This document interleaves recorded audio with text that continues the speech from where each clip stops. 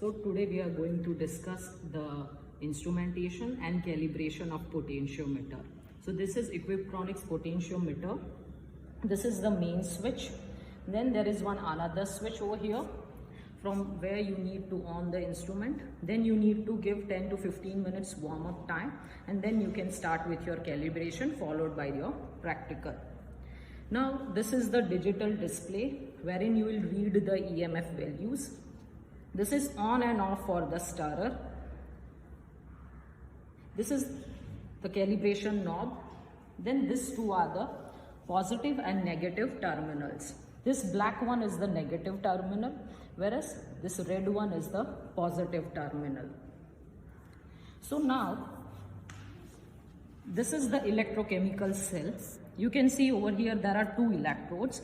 One is the working or indicator electrode, whereas another one is the reference or the standard electrode. And both of these electrodes are being dipped into different electrolyte solutions. So this electrode and this solution will make up half cell, whereas this electrode and this electrolyte solution would be considered to be another half cell. And both of these half cells are combined and it would form an electrochemical cell. So this is an electrochemical cell, and it is a device which converts the chemical energy into an electrical energy. Okay, and the electrical energy which is being produced is a measure of the product of E into Q. Over here, E is the EMF, that is electromotive force, and it is the potential difference across these two electrodes, or you can say these two electrodes which we have taken. Whereas Q is the quantity of the electricity which is being passed to the electrochemical cell. Okay, now coming to the electrodes, this is the reference electrode, or you can say the standard electrode. Now the potential of the reference electrode would remain constant and it would be unaffected by the concentration of the electrolyte solution. So there are several standard electrodes which are available. For example, saturated calomel electrode. Then you can take silver chloride electrode, standard hydrogen electrode, etc. So here I have taken the example of saturated calomel electrode. Okay. So you can see this. This is the saturated calomel electrode, right? So in this you can see there is one wire. This wire is the platinum wire. Okay. Then over here you can see there is one paste. So this paste would be of mercury metal, which would be coated with mercury salt, that is mercury chloride salt, which is also referred to as calomel, and there would be saturated KCl as well. So this is the paste of three things, that is mercury metal, salt of mercury, and saturated KCl. Okay, and you can see there is the solution in the entire electrode. That solution is of saturated KCl. Okay, so over here you can see that in this electrode there is saturated KCl solution, as well as there is calomel, which is mercury chloride, right? So that's why this electrode is referred to as saturated calomel electrode. Now coming to the working or the indicator electrode, number of electrodes are available which you can take as a working electrode. For example, you can take metal electrodes such as platinum electrode, gold electrode, okay, silver electrode. Even you can take membrane electrodes or ion selective electrodes, for example, glass membrane electrode. Then you can go for polymer membrane electrode, etc. So here I have taken an example of silver electrode. So this is the silver electrode. Okay, you can see over here there is a silver wire inside it, right? So this one is the silver electrode, and this is a working or the indicator electrode. So working and the indicator electrode would be the electrode whose potential would change with the change in concentration of the electrolyte. Okay, so the potential of the reference electrode would remain constant, whereas the potential of the working electrode would change depending upon the concentration of the sample. And the potential difference across these two electrodes is being measured, and that would be displayed on this display, right? and it is referred to as an EMF, that is electromotive force. Now,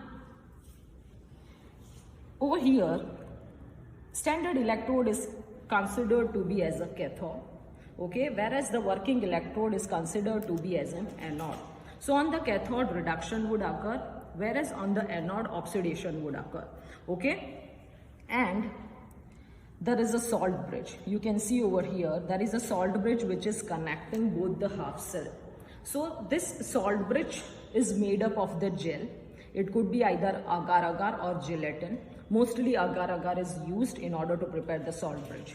So over and above the gel, which is agar-agar, it will also consist of the salt. Now this salt could be either potassium chloride, sodium chloride, potassium nitrate, ammonium nitrate, etc. Okay. So now let me tell you what is the function of this salt bridge.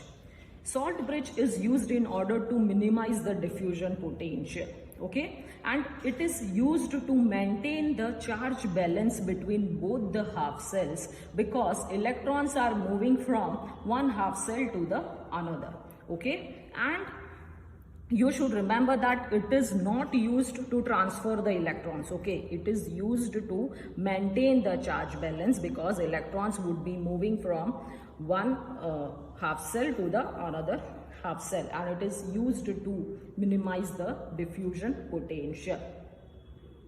So you can see over here, this is the setup, okay. This is the salt bridge, and right now I have taken the salt bridge of potassium nitrate, okay. This is the silver electrode, which is the working or the indicator electrode, and whose potential would vary based upon the concentrations of the ions which are there in the solution. Whereas this is the standard or the reference electrode, and we have taken calomel electrode, okay, and the potential of this electrode would remain constant. So the difference in the potential across these two electrode would be measured, and that is referred to as an EMF, or you can say electromotive force, okay. So always you have to take your sample in this beaker, and you have to put the working or the indicator electrode into a sample solution, okay. Whereas the standard, or you can say the reference electrode, has to be immersed in the solution which is made up of electrolyte. Over here I have taken the solution of potassium nitrate, okay. Over here salt is of potassium nitrate, as well as the solution is of potassium nitrate, okay, and in this you can take the sample solution. So now over here you can see that these are the two different terminals. This one is the positive terminal, this is the negative terminal. So you can see that standard or the reference electrode is being connected to the negative terminal, and it would act as a cathode on which the reduction reaction would occur, whereas the working electrode, which is the silver electrode, is connected to the positive terminal, okay, and it would act as an anode on which the oxidation reaction would occur. So now let us see that how this instrument can be calibrated, okay. So you have to calibrate the instrument with the help of this knob as well as this switch, okay. So you can see over here it is written standard cell.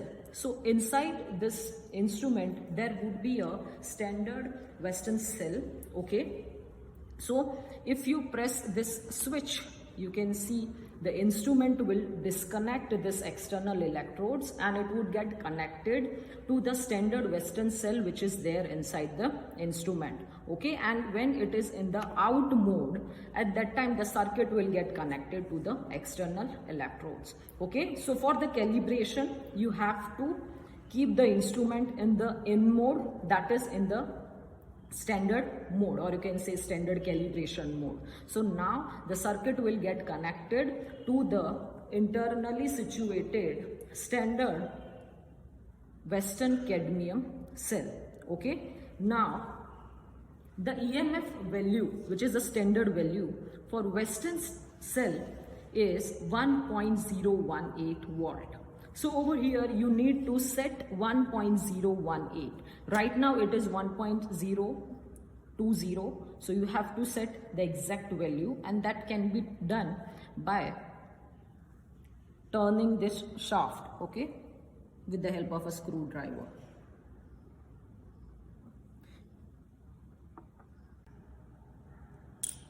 So you can see here we have set 1.018. That is the standard EMF value of the standard Western cadmium cell. Okay. So now the calibration is being done. Now you have to put this switch into the out mode. Okay, so now the circuit will connect these two electrodes, which are the external electrodes, and then you can start with your practical.